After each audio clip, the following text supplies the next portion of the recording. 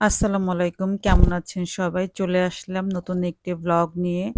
আজকে আমরা যাচ্ছি নবাবগঞ্জের মৈনট ঘাটে। যাওয়ার পথে সরিষা ক্ষেত দেখেই গাড়ি থামাতে বললাম। জামাই আর ছেলেকে গাড়িতে রেখে আমি আর আমার মেয়ে সরিষা ক্ষেতে এসে পড়লাম। তো সরিষা ক্ষেতে এসে তো মাথা খারাপ হয়ে যাওয়ার মতো অবস্থা। এত ভালো লাগতেছে। চারিদিকে শুধু হলুদ আর হলুদ আর সরিষা ফুলের গন্ধ। ইচ্ছা করছে মৈনটঘাট না গিয়ে এখানেই বসে থাকি, কিন্তু জামাই বারে বারে ফোন দিচ্ছে, তাড়াতাড়ি আসো তাড়াতাড়ি আসো। সো এখানে যতগুলি ভিডিও করেছি, ছবি তুলেছি, সবগুলাই আমার মেয়ে আমাকে করে দিয়েছে। পরে তাড়াহুড়া করে মা মেয়ে দুজনেই তাড়াতাড়ি রওনা দিলাম, কারণ হচ্ছে আমাদের মৈনটঘাট যেতে হবে। এখান থেকে আরো প্রায় আধা ঘন্টা টাইম লাগবে। আমরা ঢাকা থেকে রওনা দিয়েছিলাম দুপুর ২টা বাজে, আর এখানে এসে পৌঁছালাম ৪টা ৩০-এ। মোটামুটি ২ ঘন্টা থেকে একটু বেশি সময় লেগেছে। যারা এখানে বাসে আসতে চান তারা গুলিস্তান থেকে ডাইরেক্ট একটা বাস এখানে আসে, সেটা দিয়ে আপনারা মৈনটঘাট আসতে পারেন।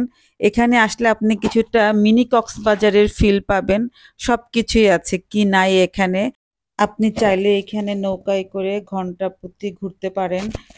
ঘন্টা আপনার ১৫০০ থেকে ২,০০০ টাকা নিবে। এখানে বিভিন্ন রকম দোকান আছে। সবকিছু বাচ্চাদের খেলনা থেকে শুরু করে সবকিছু পাওয়া যায়। ঘোড়া আছে, আপনি ঘোড়ায় চড়তে পারবেন। আমাদের ক্ষুধা লেগেছিল তাই এখানের সিঙ্গারাটা একটু টেস্ট করলাম। এত মজা! আসিয়া খালার ঝাল সিঙ্গারা। এখানে আসলে এটা কিন্তু অবশ্যই খাবেন। এরপরে দেখলাম এখানে একটা পিজ্জা জোন আছে। মানে ঢাকা শহরে তো পিজ্জা খাই, আমি নিজেও পিজ্জা বানাই। কিন্তু লাকড়ির চুলায় পিজ্জা কখনো ট্রাই করা হয় না এভাবে। আর পিজ্জাটা যে এত মজা হবে আসলেই ভাবি নাই। তো পিজ্জা অর্ডার দিয়ে এর মাঝখানে বসে বসে আমরা সিঙ্গারা খাচ্ছিলাম। সিঙ্গারা কিন্তু আসলেই মজা। একটু ঝাল ঝাল, ঝালটা একটু বেশিই ছিল। তো আমাদের পিজ্জা চলে এসেছে। চিকেন বারবিকিউ পিজ্জা অর্ডার করেছিলাম। পিজ্জাটা আসলেই অনেক ইয়াম্মি ছিল, অনেক চিজি ছিল। যাই হোক, বাচ্চারা খুব মজা করে খেয়েছে, আমিও খুব মজা করে খেয়েছি, কারণ লাকড়ির চুলায় পিজ্জা বানানো আর নদীর পাড়ে বসে বসে সূর্যাস্ত দেখা আর পিজ্জা খাওয়া ভাবটাই অন্যরকম।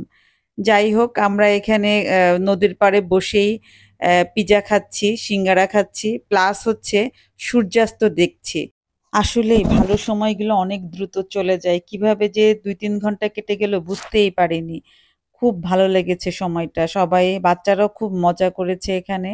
আর যেহেতু ঠান্ডা ছিল তাই আমরা নৌকায় চড়ি নাই। বাট নৌকায় চড়লে হয়তো আরো ভালো লাগতো। আমরা নদীর পাড়েই বসেছিলাম। তো এখানে অনেক দোকান আছে, বাচ্চারা খেলনা কিনতেছে, বিভিন্ন জিনিস দেখতেছে। ওরা ওদের মতো করে এনজয় করতেছে। তো আমি দেখলাম এক মামা পাঁপড় ভাজতেছে। এটা হচ্ছে মাসকলাইয়ের পাঁপড়। মাসকলাইয়ের গরম গরম পাঁপড় কিন্তু সেই মজা। তো আমরা পাঁপড় কিনে পাঁপড় খেতে লাগলাম। আবার অন্যদিকে দেখলাম আরেক মামা আখের রস ভাঙতেছে। তো আমি আসলে কখনো আখের রসটা এভাবে ভাঙা কখনো খাওয়া হয় নাই, কারণ আমার একটু মানে মনে হয় যে এটা অতটা হাইজেনিক না। যাই হোক, তো মামা রস করে আমাদেরকে ফ্লাক্সে দিয়ে দিল। এই প্রথম বাহিরে কোথাও আখের রস খেলাম, খুবই ভালো লেগেছে। আসলে আজকের বিকালটা একদম অন্যরকম লেগেছে। পাশে একটা পার্ক ছিল, সবাই খুব মজা করতেছে, আমরা আর পার্কে যাই নাই। এত সুন্দর একটা বিকাল পার করলাম, আলহামদুলিল্লাহ। আপনারাও কিন্তু সপরিবারে বন্ধের দিন এখানে ঘুরতে আসতে পারেন, খুবই সুন্দর জায়গা।